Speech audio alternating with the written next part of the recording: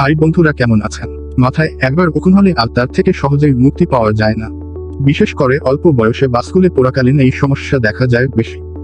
এছাড়াও ট্রেনে, বাসে নিয়মিত যাতায়াত করলেও অনেক সময়ে চুলে উকুনের সমস্যা আসতে পারে। অন্য কোনো ব্যক্তির ব্যবহৃত চিরুনি ও অপরিষ্কার ব্রাশের চুল আঁচড়ালে উকুন হওয়ার সম্ভাবনা থাকে অনেক বেশি। দ্রুত উকুন থেকে মুক্তি পেতে কতজনই না কত কিছু ব্যবহার করেন।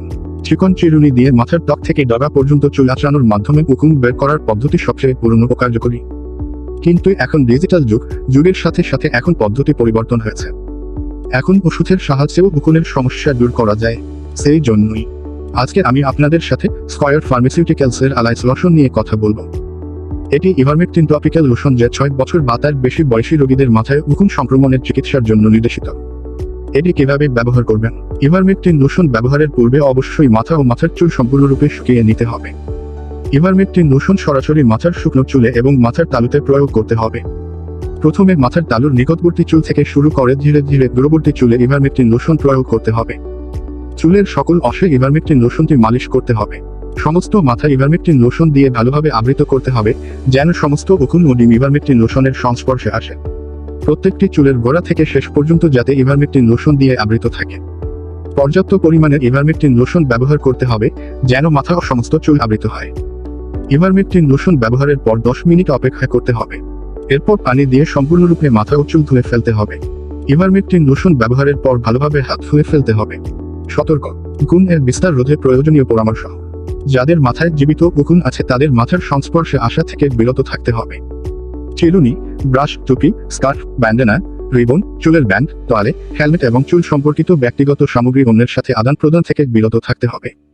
আরও কিছু দিক খেয়াল রাখতে হবে। শিশুরা যাতে খেয়ে না ফেলে, এজন্য একজন প্রাপ্তবয়স্ক মানুষের প্রত্যক্ষ তত্ত্বাবধানে শিশুদের ক্ষেত্রে ব্যবহার করতে হবে। দুর্ঘটনাবশত খেয়ে বিষক্রিয়া হলে সহায়ক চিকিৎসা হিসেবে প্যারেন্টেরাল তরল ও ইলেকট্রোলাইট, শ্বসনের সহায়ক, প্রয়োজন হলে অক্সিজেন এবং যান্ত্রিক বাতাস চলাচল ব্যবস্থা, এবং যদি ক্লিনিক্যালি গুরুত্বপূর্ণ হাইপোটেনশন থাকে তাহলে প্রেশার উৎপাদন যোগ করতে হবে।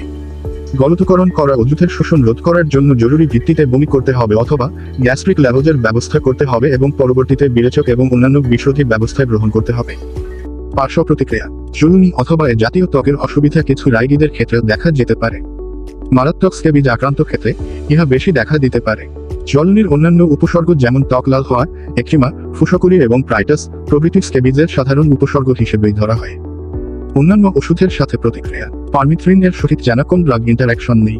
তবে একজিমা থাকলে কর্টিকোস্টেরয়েড ব্যবহার বন্ধ করতে হবে, অন্যথায় স্ক্যাবিজ এবং সংক্রমণ আরও বিস্তৃত হতে পারে। গর্ভাবস্থাকালীন ব্যবহার: গর্ভাবস্থায় পারমিথ্রিন ব্যবহারের তথ্য খুবই কম পাওয়া যায় এবং তাতে শিশুদের ক্ষতির কোন তথ্য পাওয়া যায় নাই। এরোট্রিক্স ক্রিম ব্যবহারে ব্রণের কোন ক্ষতির সম্ভাবনা খুবই কম। পারমিথ্রিন মাতৃদুগ্ধে নিঃসৃত হয় কিনা জানা নেই। নবজাতকের ক্ষতির সম্ভাবনা খুবই কম, যেহেতু অতি অল্প পারমিথ্রিন শাসিত হয়। দাম: 130 টাকা। ডাক্তারের পরামর্শ ছাড়া ওষুধ খাওয়ার বিপদ। ধন্যবাদ, ভালো থাকবেন, সুস্থ থাকবেন।